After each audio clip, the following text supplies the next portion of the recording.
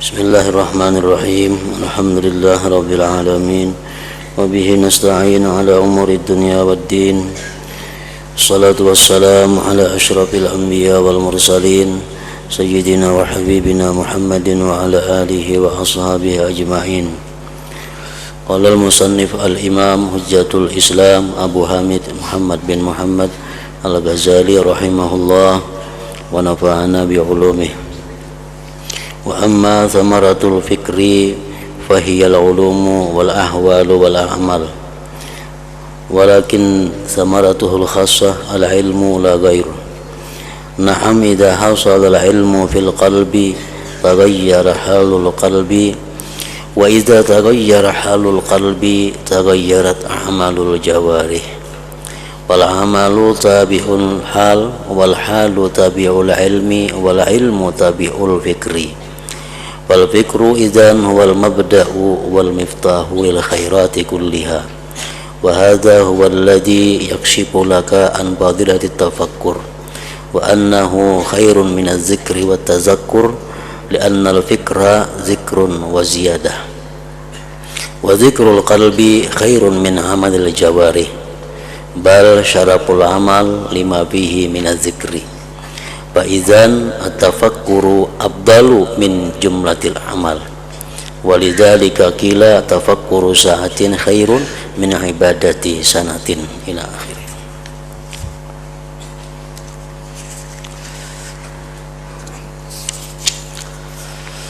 Makna daripada kalamul Imam Al-Ghazali rahimahullah wa nafa'ana bi ulumi. Adapun buah fikir, adapun buah daripada tafakkur, faidahnya tafakkur, maka itu adalah ilmu pengetahuan. Berpikir membuahkan ilmu pengetahuan. Ahwal dan amal perbuatan. Dengan berpikir kita dapat ilmu, dengan ilmu timbul satu keadaan, dari satu keadaan itu maka timbullah satu perbuatan. Tetapi buahnya tafakkur yang khusus adalah ilmu, tidak yang lain. Berpikir dapat ilmu.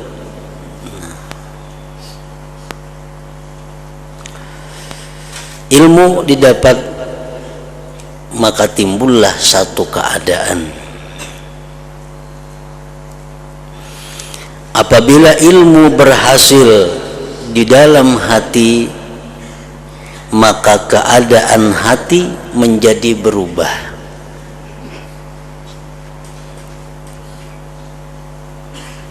Apabila kita mendapat satu ilmu, otomatis hati kita berubah. Dan apabila keadaan hati berubah, maka amal perbuatan anggota berubah juga. Karena itu mengiringi.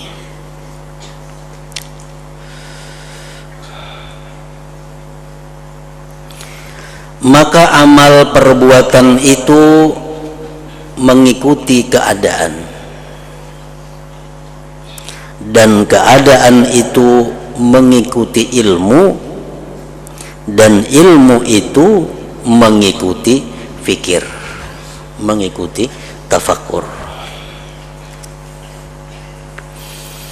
Nah, jadi di sini artinya bahwa tafakkur itu merupakan pokok, merupakan asas untuk merubah segala sesuatu.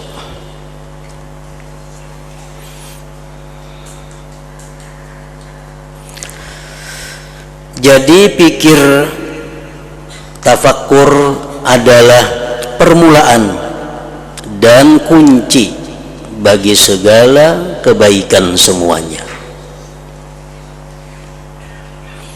Meninggalkan tafakkur merupakan kunci daripada segala kejahatan.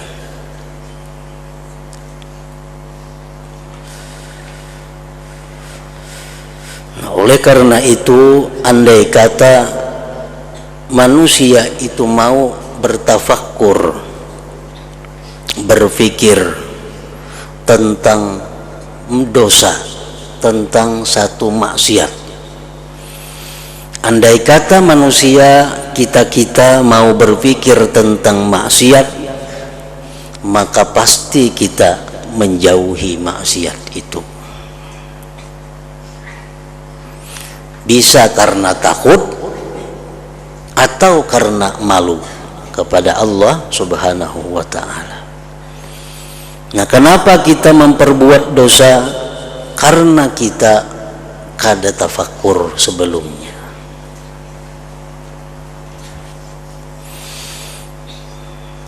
Memikirkan, merenungi, mentafakkurkan bahaya satu dosa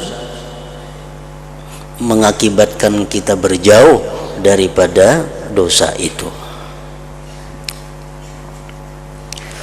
Andai kata kita mau tafakkur, niscaya kita lebih mengutamakan hal-hal yang sifatnya akhirat daripada hal-hal yang sifatnya dunia. Andai kata kita mau tafakkur, karena kita kada tafakkur, karena kita kada berpikir, lalu kita mengutamakan dunia daripada akhirat. Jadi tafakkur itu merupakan kunci segala kebaikan. Kenapa kita dengan tafakkur kita bisa mengutamakan akhirat daripada dunia? Karena kalau kita mau berpikir dengan benar, berpikir dengan sungguh jernih, bahwa di dalam dunia ini sebenarnya tidak ada kebahagiaan. Tidak ada kebahagiaan. Kalaupun di dalam dunia ini ada kebahagiaan, ujung-ujungnya pasti kesedihan. Nah, kalau kita mau berpikir, sebahagia apapun yang ada dalam dunia ini, ujungnya sedih, ujungnya derita. Nah, itulah dunia yang selalu kita utamakan itu. Itulah dunia yang selalu kita cari siang dan malam itu. Nah, lain halnya akhirat.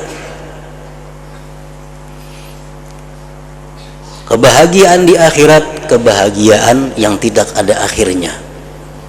Nah, oleh karena itu, kalau kita benar-benar mau berpikir dengan jernih, niscaya kita lebih mengutamakan sesuatu yang sifatnya adalah ukhrawi atau akhirat tadi. Salah satu dunia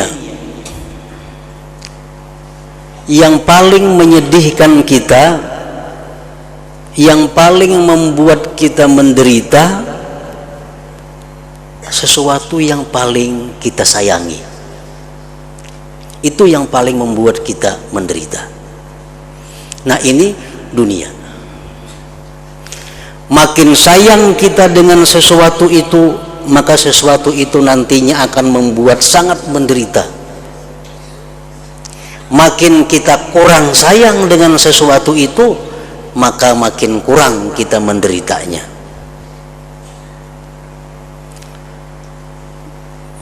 Contohnya, kita berisi anak.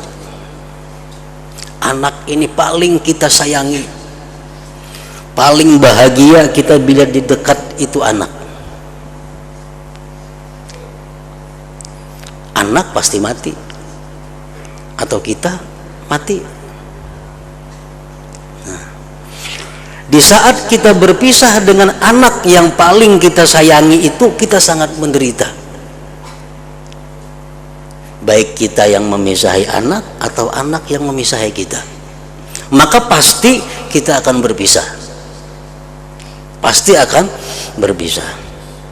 Sesuatu yang tidak kita sayangi daripada dunia, sesuatu yang tidak kita cintai daripada dunia, itulah yang membuat kita bahagia. Ujungnya, akhirnya kita kada senang lawan sesuatu itu, kada katuju lawan sesuatu itu, anak dibuang kada kawa, hilang inya, nah senang hati kita, senang hati kita. Nah itulah gambaran daripada dunia. Sesuatu yang paling kita benci, itulah yang ujungnya paling menyenangkan kita. Sesuatu yang kita cintai, itulah yang paling membuat kita menderita, membuat kita sedih. Itu gambaran daripada dunia ini. Jibril berpesan kepada Rasulullah sallallahu alaihi wasallam, ahbib man cintailah orang yang kamu cintai, fa innaka mufariquh, engkau selagi akan berpisah akan dia. Barang sayang lawan barang ini kita, maka kita pasti berpisah lawan barang nih. Bila kada kita nang misahi atau barang itu nang misahi kita, satu saat pasti. Nah di saat kita berpisah itu sangat sedih kita, sangat menderita kita, karena kita kada bisa lagi dekat dengan barang itu, kada bisa lagi menyentuh barang itu. Nah makanya apabila kita berpikir dengan jernih, berpikir dengan benar, kita pasti mengutamakan ukhrawi daripada duniawi ini. Itu hanya di dalam dunia, apalagi di akhirat kaina. Apakah mencelakakan kita yang kita sayangi itu belum tahu lagi. Di dunia aja yang kita cintai itu ujungnya pasti membuat kita sedih. Nah jadi andai kata kita mau berpikir tentang dunia, tentang akhirat, pasti kita mengutamakan akhirat daripada dunia. Andai kata kita mau berpikir tentang keutamaan taat, tentang pentingnya ibadah, niscaya kita sungguh dan memperbanyak ibadah itu sebanyak-banyaknya. Andai kata kita mau berpikir dengan jernih. Kenapa kita beribadah ini malas, kita beribadah ini seadanya, beribadah ini seadanya aja? Karena kita kada berpikir. Andai kata kita berpikir dengan jernih, dengan benar, niscaya kita sebanyak-banyaknya mengumpul ibadah. Nah makanya tadi tafakkur itu adalah kunci bagi segala kebaikan semuanya. Seorang manusia, andai kata dia berpikir dengan jernih, dengan baik, niscaya manusia ini bakti, menurut, patuh kepada kedua orang tuanya. Kenapa manusia ini kadang-kadang durhaka kepada ibu bapaknya, menyakiti hati kedua orang tuanya? Karena si manusia ini kada berpikir, kada memikirkan firman Allah, kada memikirkan hadis-hadisnya Rasulullah, sehingga dia kurang ketaatannya kepada orang tua, bahkan bisa dia durhaka kepada kedua orang tua. Andai kata dia mau berpikir, tafakkur bagaimana Rasulullah Shallallahu Alaihi Wasallam menegaskan bahayanya orang yang durhaka kepada kedua orang tua, niscaya ini manusia menjadi orang yang bakti kepada orang tua. Rasulullah sallallahu alaihi wasallam bersabda, salasatun la yaqbalullah azza wa jalla minhum sarfan wala adla. Ada tiga, ujar Nabi kita, tiga golongan yang mana Allah tidak menerima daripada golongan itu ibadah sunat dan ibadah wajib. Pertama, akun, orang yang durhaka kepada orang tua.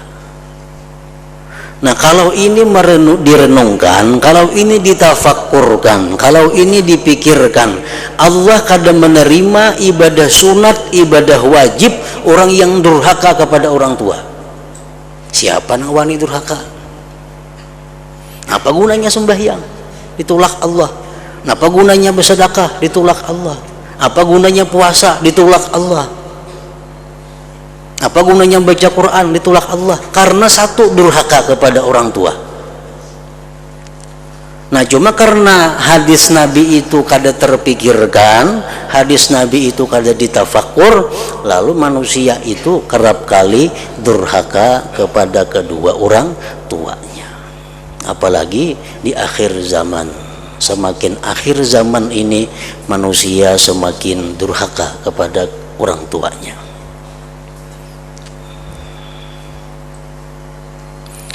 Nah, demikian halnya tadi, tafakkur adalah kunci segala kebaikan. Seorang perempuan, andai kata dia berpikir dengan jernih tentang hadis-hadis Rasul, tentang perkataan-perkataan para sahabat dan tabi'in, perempuan-perempuan ini berpikir perkataan-perkataan mereka tadi tentang bagaimana hak suami, bagaimana orang yang durhaka kepada suaminya, apa yang diancamkan Allah kepadanya. Jikalau itu dia berpikir, niscaya perempuan itu tidak ada yang durhaka kepada suaminya. Kenapa perempuan itu durhaka kepada suaminya? Karena kada berpikir. Kada berpikir. Dahulu dikawini, dilamar, diparahi, kada berpikir itu. Ya, kada dilamar, siapa yang melamar? Nah, kada berpikir.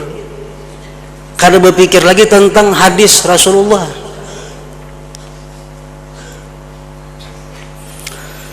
Rasulullah sallallahu alaihi wasallam menyatakan, yastaghfiru lil mar'atil muti'ah li zawjiha at-tayru fil hawa wal hitan fil ma wal malaikatu fis sama was syamsu wal qamar madamat fi ridha zawjiha. Ujar Nabi kita, memintakan ampun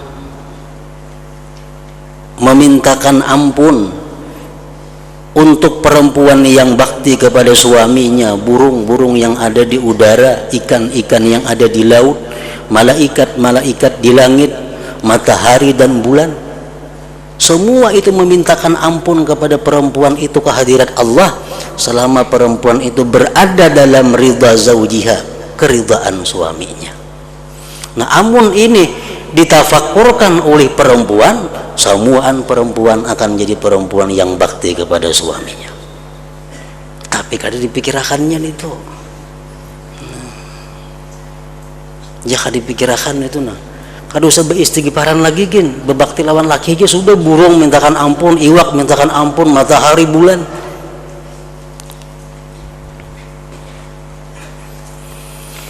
Wa ayyuma imra'atin 'asat zaujaha fa 'alaiha la'natullah wal malaikah wan nas ajma'in. Apa jua perempuan yang durhaka kepada suaminya, maka atasnya kutukan Allah, laknat Allah, malaikat dan manusia seluruhnya. Siapa nang wani durhaka? Amunnya yang berpikir bahwa dengan durhaka itu dia dilaknat Allah, dilaknat malaikat, dilaknat manusia seluruhnya. Wa ayyuma imra'atin kalahat fi wajhi zawjiha hatta fahiya fi sakhatillah ila an tudahikahu wa tastardiyah.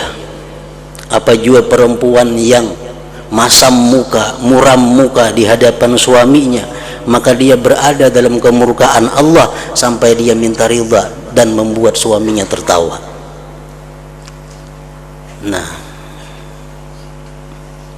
bila hal-hal itu mau dipikirkan, ditafakkurkan oleh perempuan-perempuan ini, maka perempuan-perempuan itu kada akan berani durhaka kepada suaminya.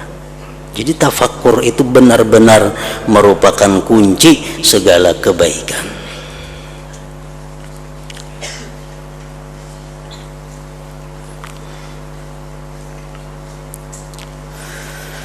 Dan inilah yang terbuka bagimu tentang fadilah tafakkur, dan bahwa tafakkur itu lebih baik daripada zikir dan tazakkur.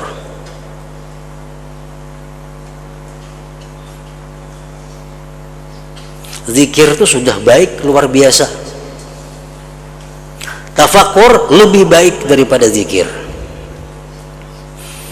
Rasulullah bersabda, ala unabbiukum bi khairi a'malikum wa azkaha inda malikikum wa arfa'iha fi darajatikum wa khairin lakum min infaqiz zahabi wal warik wa khairin lakum min an talqaw aduwakum fatadribu a'naqahum.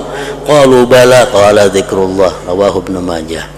Ujar Nabi kita, maukah kalian kuhabarkan dengan paling baik amal, paling bersih di sisi Tuhan, paling meninggikan derajat kamu, paling baik bagi kamu daripada memberikan emas dan perak, lebih baik bagi kamu dari bahwa kamu bertemu orang kafir, kau pancung leher mereka. Apa itu wahai Rasulullah? Ujar Nabi, zikrullah, zikrullah, mengingat Allah. Itu paling baik ibadah. Nah, zikrullah yang sebaik itu kalau dibanding dengan tafakkur, lebih baik lagi tafakkur itu. Karena tafakkur itu kunci segala kebaikan. Karena pikir adalah zikir dan tambahan. Nah, tafakkur ini zikir plus. Zikirnya ada, tambahannya ada. Kalau zikir, zikir semata. Dan zikir hati itu lebih baik daripada amal perbuatan anggota badan. Kan tafakkur dalam hati biasanya tuh. Bahkan mulianya amal itu karena ada zikir padanya. Jadi tafakkur itu lebih utama daripada sejumlah amal-amal perbuatan. Karena itulah dikatakan tafakkur sesaat itu lebih baik daripada ibadah setahun. Karena tafakkur itu kalaunya benar, dia akan dapat ilmu. Bila dapat ilmu, dapat ahwal. Bila dapat ahwal, dia akan dapat perbuatan-perbuatan yang mulia.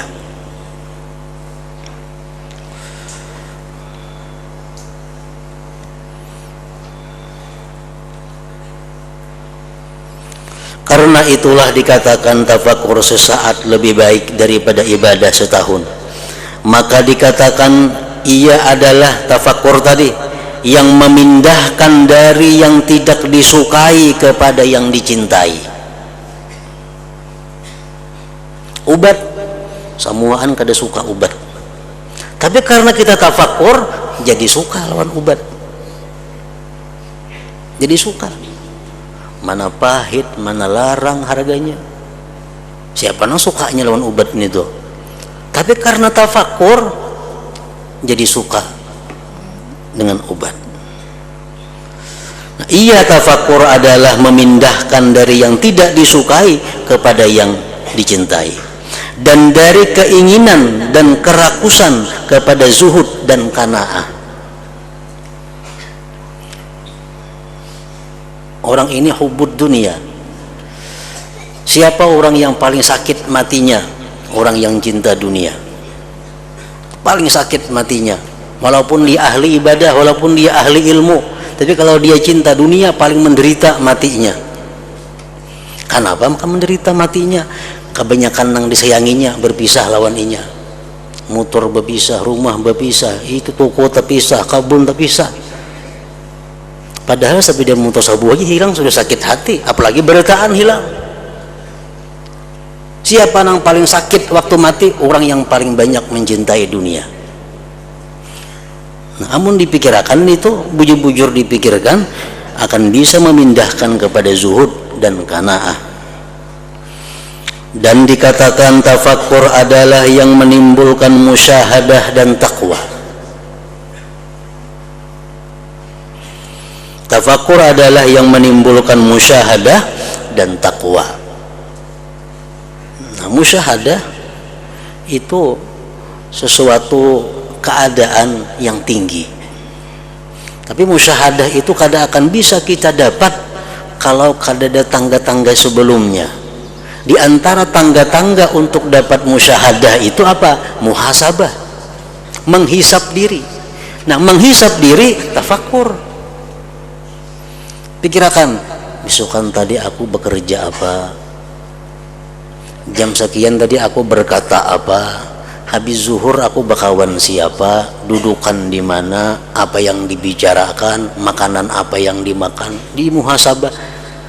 Nah, sehingga dapat sama dengannya kayaknya, oh yang baiknya 30%, yang kada baiknya 30%, yang sia-sia 40%. Nah, itu muhasabah. Lalu diadakan tindakan-tindakan terhadap yang baiknya 30%, dia bersyukur kepada Allah Subhanahu wa taala. Yang tidak baiknya 30%, dia muhasabah, dia istighfar, tobat kepada Allah.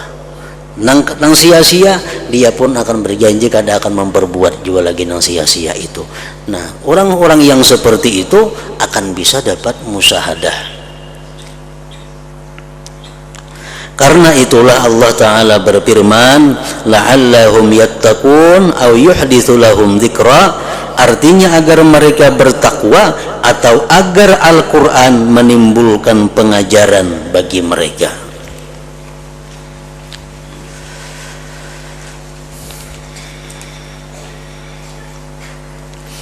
Kalau kamu bermaksud memahami cara berubahnya keadaan dengan berpikir, kita hendak memahami kayak apa cara bahwa tafakkur itu bisa merubah keadaan, maka contohnya adalah apa yang telah kami sebutkan dari urusan akhirat.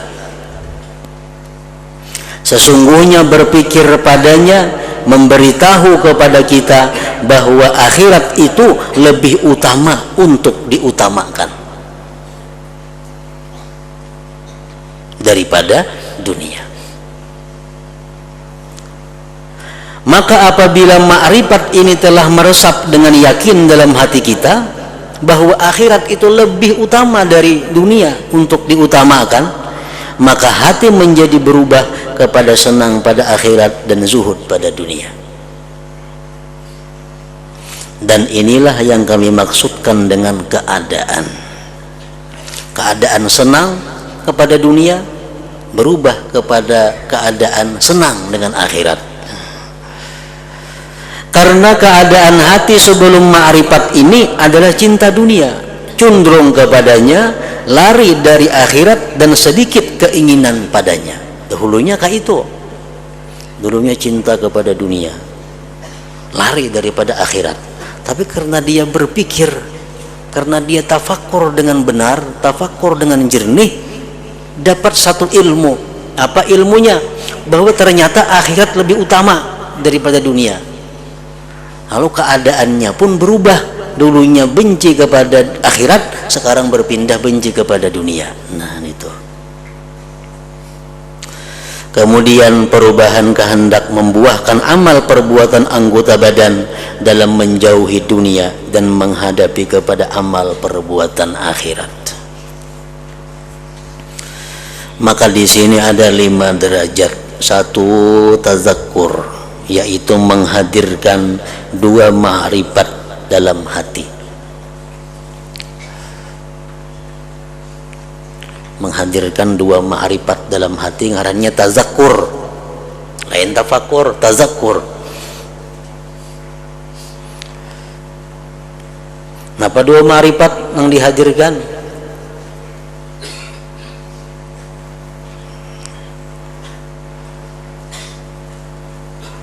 Akhirat lebih kekal daripada dunia. Yang lebih kekal berhak untuk diutamakan daripada yang tidak kekal. Nah, itu 2 ma'rifat. Yang kedua tafakkur, yaitu mencari ma'rifat yang dimaksud dari keduanya. Tafakkurnya apa hasilnya? Bahwa ternyata akhirat itu lebih utama untuk diperhatikan. 3. Hasilnya ma'rifat yang dicari dan bersinarnya hati dengannya. 4. Berubahnya keadaan hati dari apa yang telah ada disebabkan hasilnya nur ma'rifah. 5. Melayaninya anggota-anggota badan bagi hati menurut keadaan yang baru baginya. Dulunya tazakkur, timbullah tafakkur, timbullah ma'rifat di dalam hatinya, timbullah anggota tubuh melayani kepada apa yang dikehendaki oleh hatinya tadi. Maka sebagaimana batu dipukulkan di atas besi,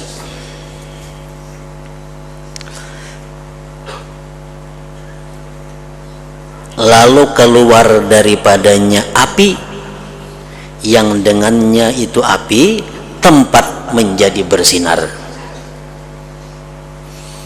Hendak nyaman mengumpamakan korek api, bilah korek api lawan kotak korek apinya, begitu dititisakan tak keluar cahaya, lalu teranglah tempat itu. Nah, sesudah terang tempat tadi karena ada cahaya korek api dititisakan tadi, lalu mata menjadi melihat. Setelah tidak melihat, dulunya gelap gulita karena batu digisangakan kawasi, timbul cahaya, melihat jadinya. Dan anggota-anggota badan bangkit untuk beramal. Begitu melihat, otomatis awak kawal bekerja. Maka demikian pula nur ma'rifah, cahaya ma'rifah, yaitu pikir. Maka pikir itu mengumpulkan di antara dua ma'rifah, seperti dikumpulkan di antara batu dan besi, dan disusun keduanya dengan penyusunan yang tertentu, sebagaimana batu dipukulkan atas besi dengan pukulan tertentu. Maka timbul nur ma'rifah seperti api timbul dari besi, dan hati menjadi berubah disebabkan nur ini, sehingga ia condong kepada apa yang ia tidak condong kepadanya semula, sehingga penglihatan berubah disebabkan cahaya api, maka ia dapat melihat apa yang tidak dilihatnya semula. Dulunya kada melihat apa-apa, dikiranya nang agaknya sudah pas, dikiranya sudah bujur karena kada melihat apa-apa. Nah, begitu korek api dititisakan, tapakur ngaranjan itu timbul cahaya. No, ternyata sekarang ini aku berada di tempat yang salah, mesti berpindah kepada tempat yang lain. Kemudian anggota-anggota badan terbangkit untuk beramal disebabkan tuntutan keadaan hati. Sebagaimana orang yang lemah dari beramal disebabkan kegelapan terbangkit untuk beramal ketika penglihatan memperoleh apa yang tidak dilihatnya semula.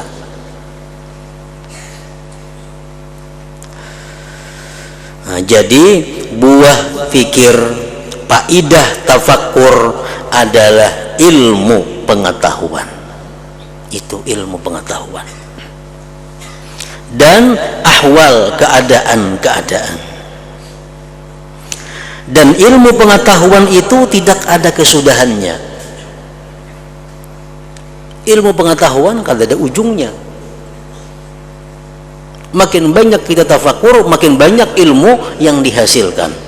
Makin dalam kita tafakur, makin dalam yang kita hasilkan. Kada ada kesudahannya. Dan ahwal keadaan-keadaan yang tergambar bahwa berubah-ubah atas hati itu tidak mungkin membatasinya. Perubahan-perubahan hati, perubahan-perubahan keadaan akibat macam-macam ilmu yang datang itu pun kada kawa dibatasi. Hari ini dapat duit 10.000, keadaan kita senang. Esok dapat 20.000, senang lagi. 30.000, senang lagi. Kada ada kesudahannya.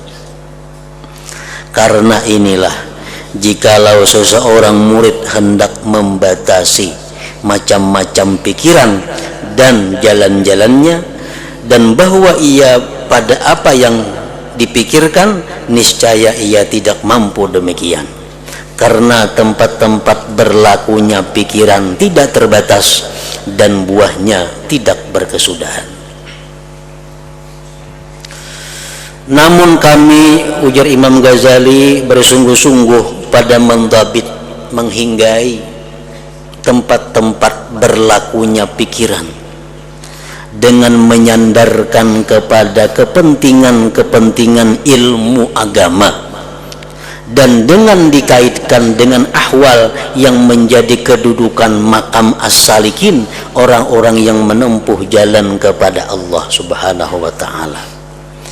Jalan menuju Allah laksana tangga yang ada anak tangganya. Nah, tangga yang pertama contohnya adalah tobat. Tobat itu tangga yang pertama. Seseorang tidak akan bisa mendapatkan keridhaan Allah kalau belum bertobat. Seseorang tidak akan bisa mempunyai derajat yang tinggi di sisi Allah sebelum dia melalui tangga pertama yang namanya tobat itu. Nah, apabila dan kayak apa caranya kita bisa mendapatkan tobat itu?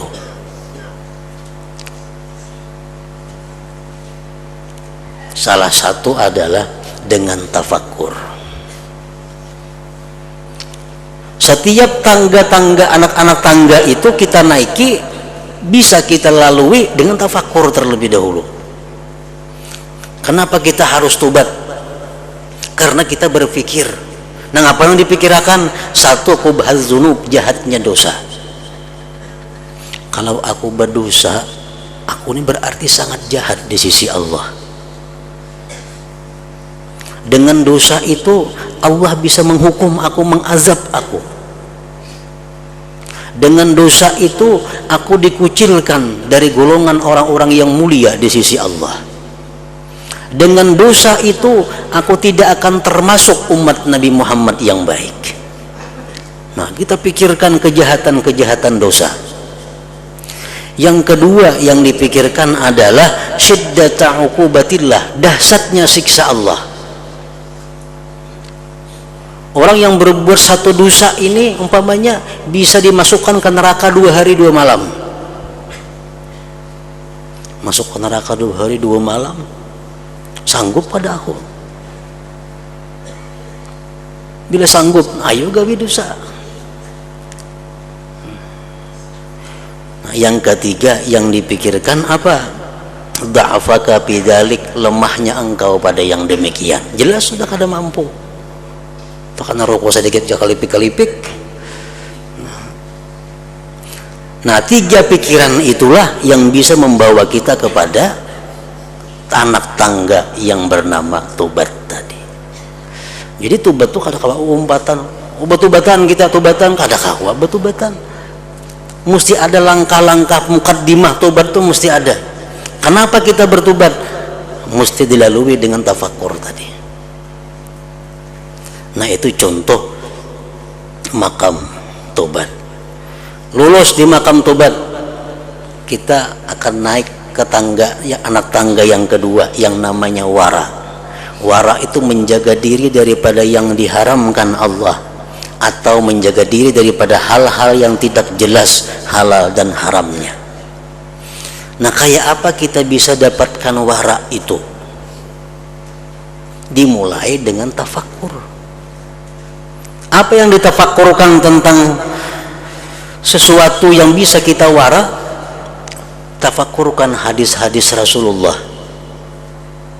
Misalnya ujar Nabi kita, kullu lahmin nabata min haram pannaru aula bih. Tiap-tiap daging yang berkembang, yang tumbuh dari makanan yang haram, itu orang lebih pantas neraka memakannya. Nah, tafakkurkan hadis itu. Tiap-tiap daging yang diisi dengan yang haram, itu neraka yang pantas memakannya. Hadis Nabi lagi mengatakan, dirhamun min riba asyaddu indallah min 30 zaniyatan fil Islam. 1 dirham yang didapat melalui riba, belum lagi dimakan, belum lagi tukang baju, hanya mengacak duitnya 1 dirham daripada riba, itu lebih dahsyat, lebih sangat di sisi Allah daripada 30 kali perzinahan di dalam Islam. Nah, siapa yang wanita itu? Bila kita berpikir yang demikian, lalu otomatis kita akan bisa wara, bisa menghindari daripada nang haram. Nah, apa gunanya aku sembahyang segala macam, mempajang 30 kali sehari berzina? Lebih sangat, lebih dahsyat daripada itu.